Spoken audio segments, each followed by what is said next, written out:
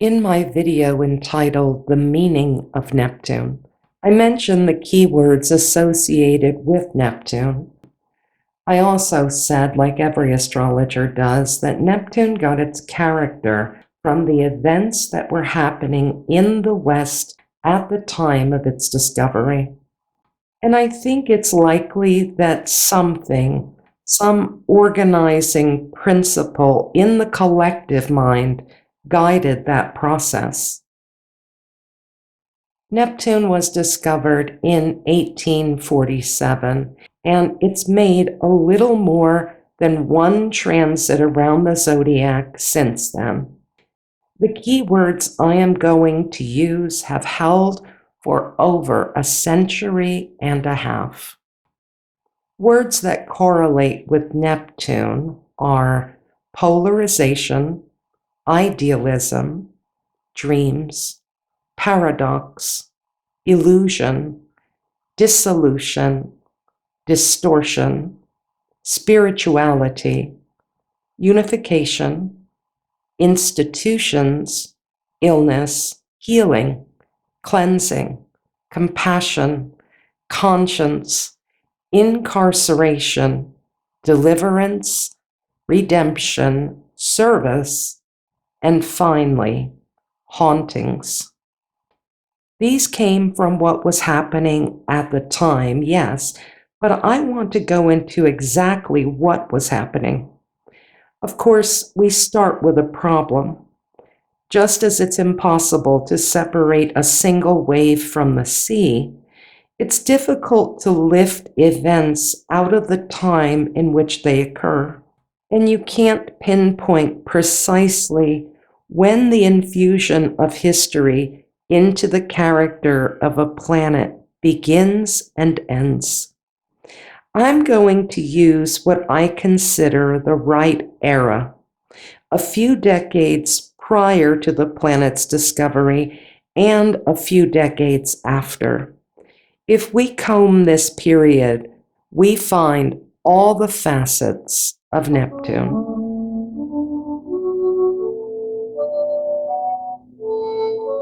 Around the time of Neptune's discovery, the United States was going through an experience called manifest destiny. By divine providence, it was thought, Europeans were entitled to go west and take land as they saw fit.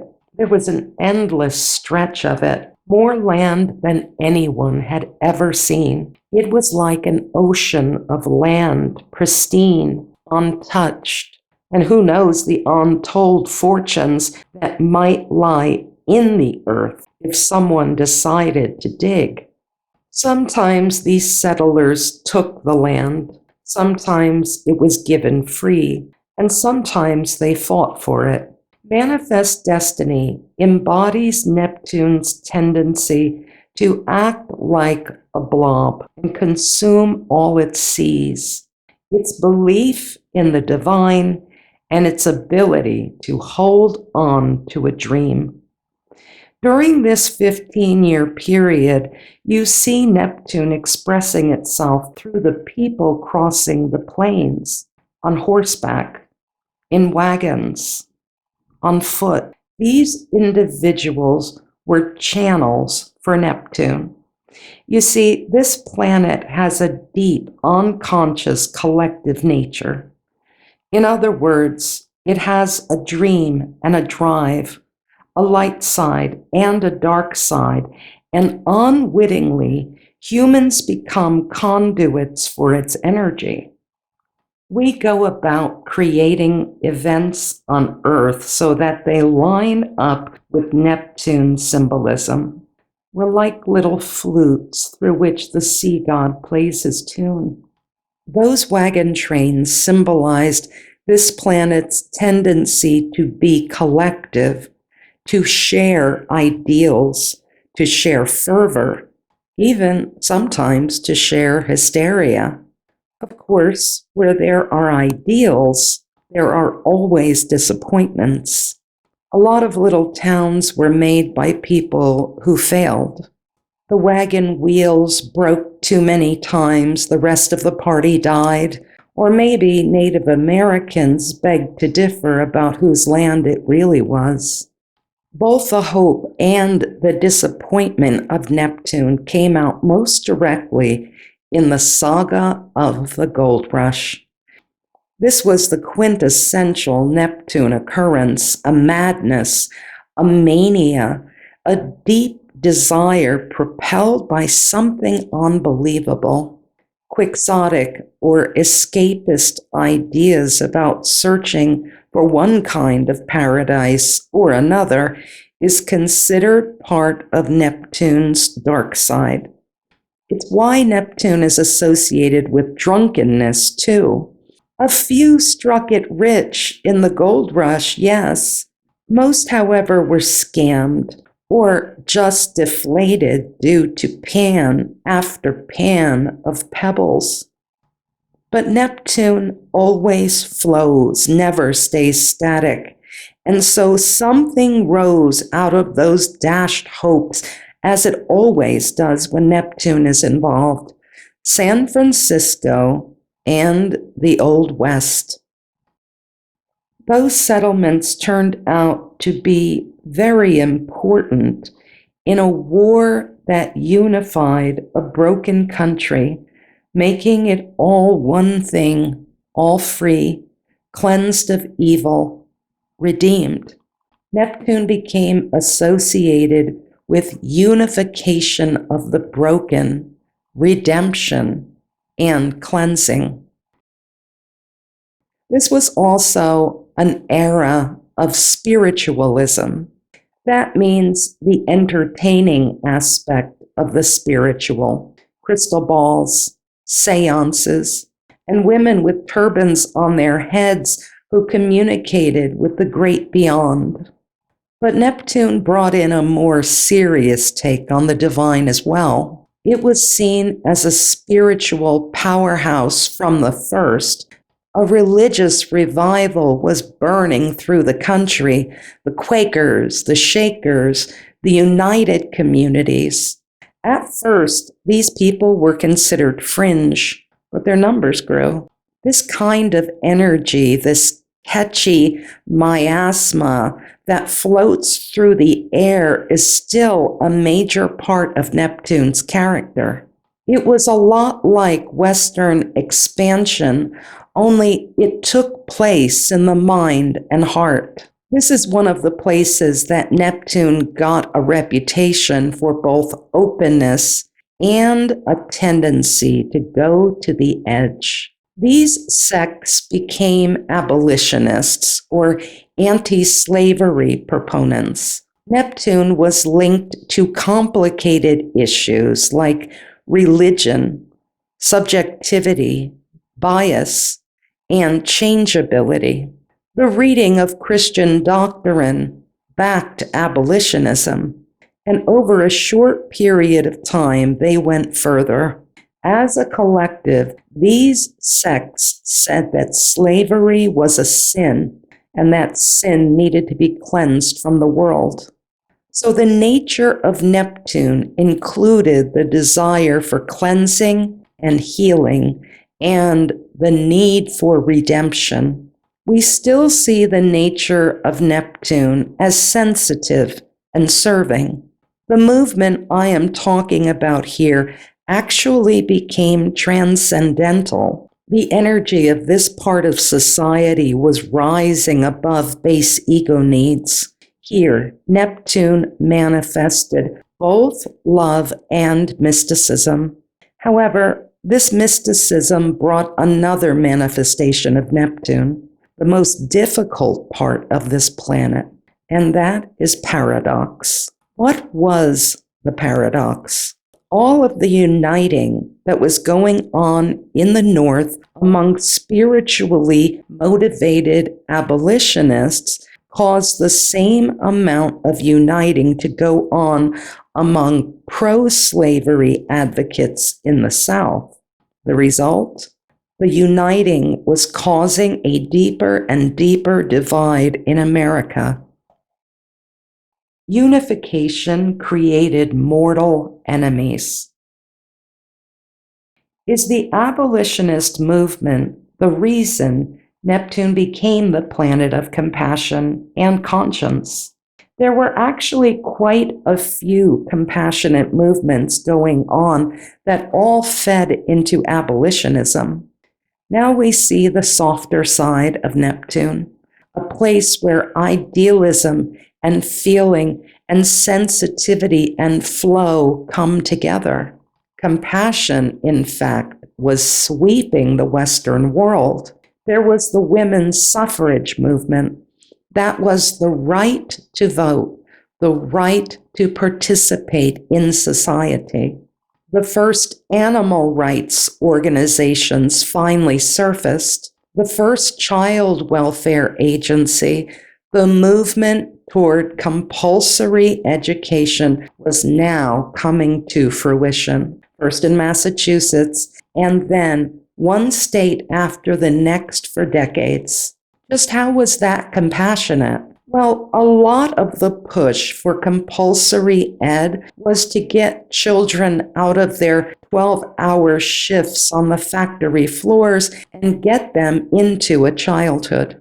And this movement knew that a literate society would be a safer, cleaner, more ideal, more inclusive society. The general welfare became one of Neptune's concerns, as did service. The heart of the culture opened with the discovery of Neptune. This planet loves to question power, and these movements were questioning power all over the North. Neptune is still known as the planet sensitive to vulnerability, victimization, egalitarianism, collectivity, and evenness. All of these words could be on Neptune's list in any general astrology book today. How about the Temperance movement? This one is interesting, and it shows what strange and seemingly opposite ideas can be held in Neptune's mind. Temperance focused on making alcohol illegal, but Neptune correlates to all changes in consciousness and all inebriating substances. Abstinence from alcohol can also fall under Neptune's control if it goes back to cleansing again and compassion, even service to victims once more. These women, mostly women, wanted to deliver society from the evils of excessive alcohol. This was tied to Christianity, in their case, just as abolitionism was. The teetotalers were concerned about all of the toxic Neptunian things that alcohol consumption brings, from crime to vagary to a higher incidence of domestic violence. Teetotalers merged with the women's suffrage movement because they were concerned about the safety of women. Therefore, they wanted the vote for women. They wanted a clean and safe society for women. Their movement ended in prohibition, which was later repealed. Now Neptune is still associated with both inebriation and deliverance from addictive substances. Deliverance implies healing as a kind of miracle rather than step-by-step work. By this point, with all these manifestations of the divine and the mystical and the spiritual, it's no wonder Neptune was and is considered responsible for the spiritual life of society and of the individual chart.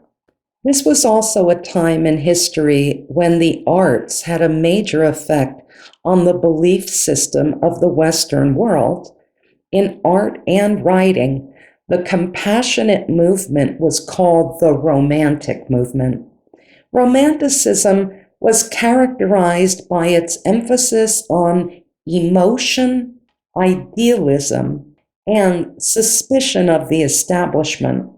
Romance was pulled into Neptune's gravity and continues to be linked with this planet today. One of the most important writers of this time was Victor Hugo, who wrote Les Miserables. This work came at just the right moment, and it contained the right voice. It brought a lens to the cruelty and chronic stress of poverty and inequality. Likewise, Harriet Beecher Stowe penned her seminal work, Uncle Tom's Cabin, Life Among the Lowly, which exposed the horrors of slavery. This book was so powerful and provoked so much feeling over such a long period of time. Lincoln later said that Beecher Stowe was the little lady who started the Civil War. And her work did pull tens of thousands of people into the abolitionist movement. But where does Neptune's association with illness and health come from? As a collective planet, it is specifically associated with public health, and there was a lot of trouble in this regard. The major disease during the mid-19th century was tuberculosis. 1 in 7 people who died of TB. It was all over the battlefield during the Civil War, malaria and typhoid too. In true opposite Neptune style, the war was responsible for both the spread of these diseases and advancements in medicine. Out of all that death rose inventions like the ambulance, the mobile hospital, prosthetics, the inhaler, and most importantly of all, sanitation.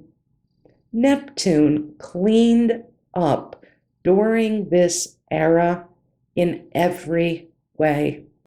Childbirth mortality rose to 10 times the norm because women started having babies in hospitals.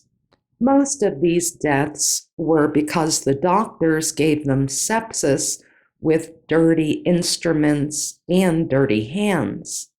But of course, this led to advances in sanitation too. So public health went through a major transformation in the mid-1800s. And let's not forget the institutions where people went to recover from these illnesses became linked to Neptune as well. Hospitals and sanitariums, for instance. But spiritual sickness and spiritual health can't be left out. Therefore, convents, retreats, and monasteries are correlated as well. Let's talk about Neptune's association with prison, bondage, suffering. This came directly from the most prevalent issue of the time, enslaved peoples. Any place that held people against their will was linked to Neptune. Most astrology books will say that Neptune is associated with institutions. Institutions like prisons are definitely included, but so are institutions such as slavery and white supremacy. Any institution, whether a reinforced building or a set of legalities, is a place where people on the inside are vulnerable to exploitation. Speaking of exploitation, another topic to discuss is advertising. How is advertising associated with Neptune? The original way to describe this planet was illusion, delusion, deception, confusion, which describes advertising perfectly. Psychology is linked to Neptune because the mind is an ocean. Most of it is unseen under the surface, and we have a stream of consciousness. Advertising is deeply manipulative to the mind. Ads promote feelings of dissatisfaction and then follow by saying their product can cure that dissatisfaction. They use the right words, the right colors, the right images in the right way to cause altered consciousness and a suggestible place in the target. The mid-1800s was a period when advertising became ever-present and national campaigns were synchronized. It took a full revolution of Neptune to get there, but today they have it down to a science, a biological science. There is an inability to escape commercialism in normal living.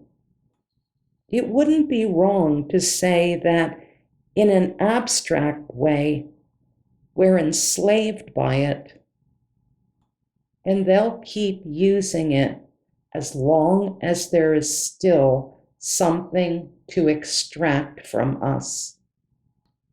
There is just one more keyword to go over: haunting. This one requires us to spiral back to the beginning, to the American Revolution. The mid-1800s was an era haunted by the hypocrisy that came from the start. All men are created equal, except for the African. We, the people, but really, we only mean property-holding white males. Life, liberty, and the pursuit of happiness for an advantaged class. While they were writing it all down, slavery was coiled up like a snake under the table, calling America a new country and yet keeping this vestige of English immorality was always going to mean trouble. When they broke from England, they didn't actually break. They only said they were breaking, and instead perpetrated a major deception that the Civil War would settle to some degree.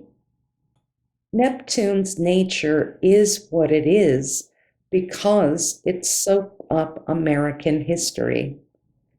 It is filled with opposites because it was there when America was unified, polarized, went to war against itself, and then reconstituted. It was there for compassionate movements, illusion, delusion, confusion. It also sucked up dreams, ideals, and a hunger for the divine. You can say a lot of things about Neptune, but nobody will argue if you say that Neptune sucks. Neptune sucked up everything in its vicinity, but so did Uranus, and some decades later, so would Pluto. Thank you for tuning in to Secrets from an Astrologer's Desk, where Neptune got its meaning. More video and audio treatments to come. Don't forget to like, comment, and subscribe.